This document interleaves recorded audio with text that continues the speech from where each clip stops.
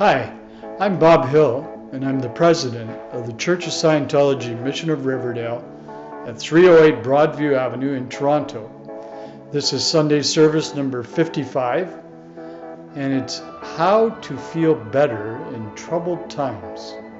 Now, do you feel threatened and worried with what's been going on in the media recently and the various announcements? I'm sure that some of you do. And would you like to be happier? Of course. I think anybody can answer that question. Now, today's sermon is based on the writings of L. Ron Hubbard from the Scientology Handbook, chapter 12.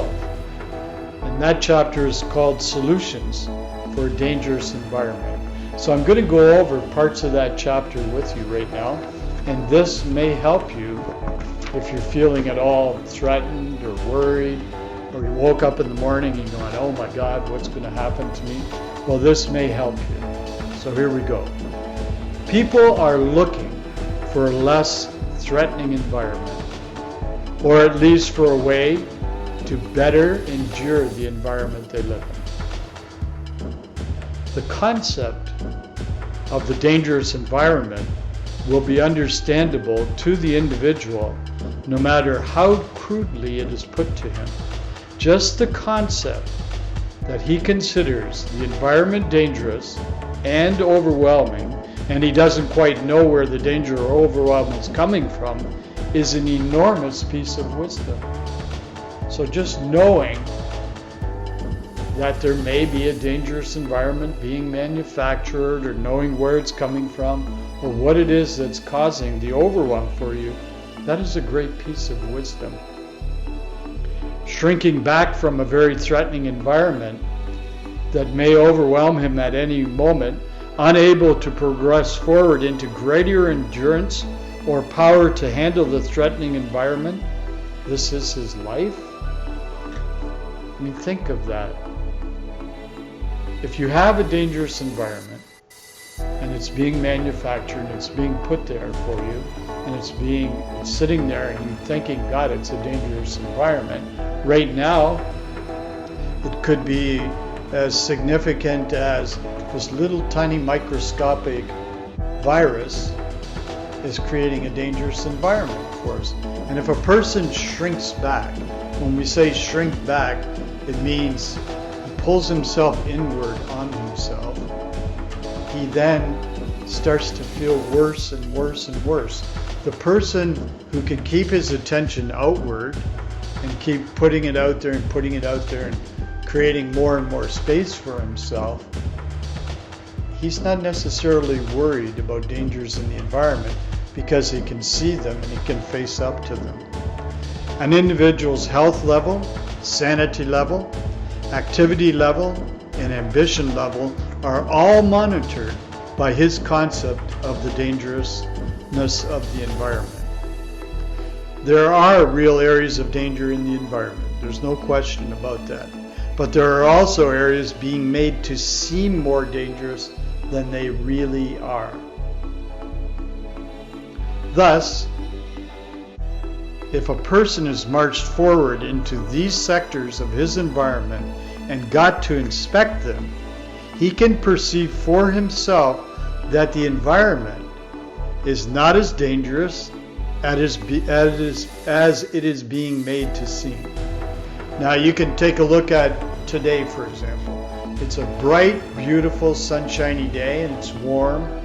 It's not shorts weather yet, but it's nice and beautifully warm outside. And it's a beautiful spring day.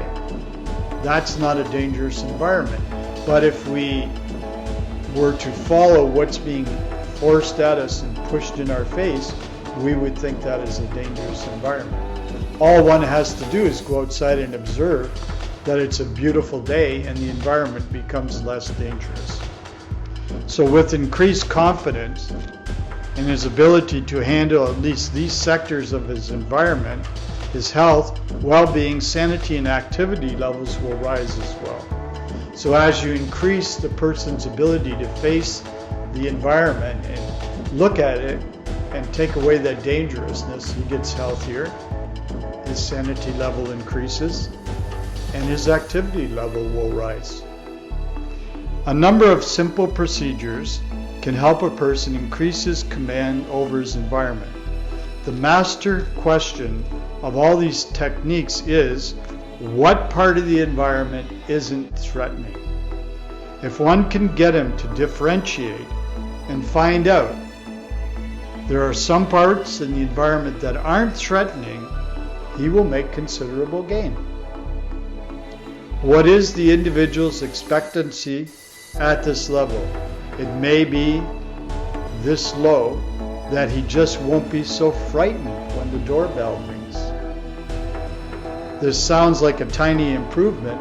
Nevertheless, it would be quite real to him. He might just want to handle it so that when he wakes up in the morning, he doesn't have an agonizing feeling that something horrible is going to happen if he gets out of bed. And maybe he doesn't even expect that feeling to completely disappear, but he hopes it will diminish. So you got that? By just letting him incrementally see that things aren't so dangerous in the environment, he begins to feel a little better, even to the point, and I'm sure you've had it happen, where you wake up in the morning and you think, oh my God, it's going to be an awful day. What's going to happen next? Well, by doing that simple procedure of finding something in the environment that isn't threatening, you can diminish that feeling and those thoughts. These would be real gains to him, and he would be very happy with them. The funny thing is, the gains he will actually experience will, in most cases, greatly exceed his expectations. So, here are some procedures you can use to accomplish this. You got it? So stay with me here. So number 1, find out something that isn't being a threat. When a person gets too upset or confused, one can have him look around his environment and find something that isn't being a threat to him. Carry on doing this until the person is very happy or relieved and has had a realization about himself, the environment, or life in general. A person can also use this technique directly on himself. For example, an individual can be in his office and very worried about something. He may be sitting at his desk with papers piling up. Everything seems to be in a high uproar, and he feels completely overwhelmed. The person himself ought to be able to look at the papers on his desk, the source of the threat, and find something about them that is not a threat. By making such a discovery, the threat will balance out. That's number 1. So find something that isn't being a threat. Number 2, pretty straightforward.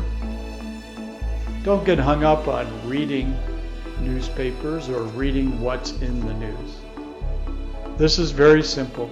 Tell the person, don't read the newspaper and follow the news for 2 weeks and see if you don't feel better. That's a pretty simple one. Now, I'm not saying don't keep yourself informed as to things that you need to do, but certainly don't get hung up and find yourself reading the news and looking at the news hour by hour every day. Try and pull away from it for a couple of weeks and just see how you feel. The next thing you can do, take a walk.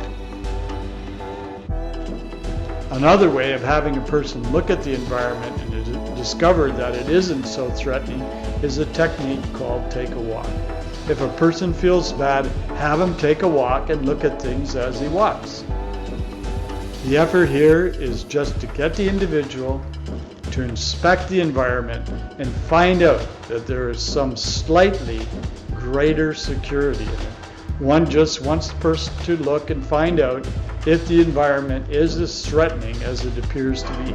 Take a walk and look at things is the mildest advice that you could possibly give anybody, and is almost certain to produce a result if the person will do it. It is quite effective. So take a walk. I do that.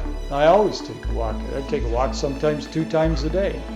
When I find that things are like rattling me or knocking me about, I'll go and take a walk. Surprisingly, I often find myself walking in areas where there's a lot of wildlife. So I see different colors of birds and different animals running around, and it unfixes my attention onto that threat that I felt that was in the environment. Now, number 6 is arranging one's life. So what does this mean? By having an individual plan a life by which he could live calmly and unthreatened, the life he is living becomes less threatening. So you can sit a person down and have him calmly plan out what he needs to do. And if you have him follow the plan, his life will become less threatening. He'll start to make his goals and make his dreams come true. Okay? So get him to plan a life which would not be so threatening, no matter how imaginative or seemingly unattainable his plan, and he will be able to go on working at his job much more happily and feel much calmer. So if he's got incredible plans that may be outlandish, don't invalidate them, let him go for it. He'll be much calmer after it. And the final thing here, knock off things that upset you. There is another action which consists simply of having the person stop doing things or associating with people that upset him. That's an interesting one. So you've got all of this craziness going on in the environment. Some people get all worked up about it. And if you get around them, you start to feel upset. So what we're saying here is, just don't hang around with people like that. Don't get into that environment. Don't get into the upsets. Try and stay out of it. So knock off things that upset you. One could say, knock off those things in your life that make you upset. Who upsets you? Well, don't talk to them for a while. Doesn't mean you have to abandon them. They could be going through the same thing you're going through.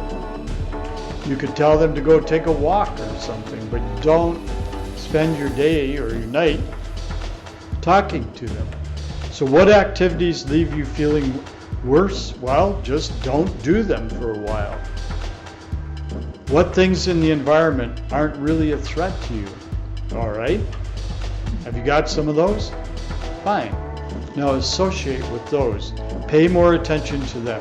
This will benefit the person more than one might imagine. So there you go. There's some simple steps you can use. As is everything that I go over with you, I'm hoping that you will apply these techniques and find that you feel calmer in life and your environment seems less threatening. We certainly need that in today's environment.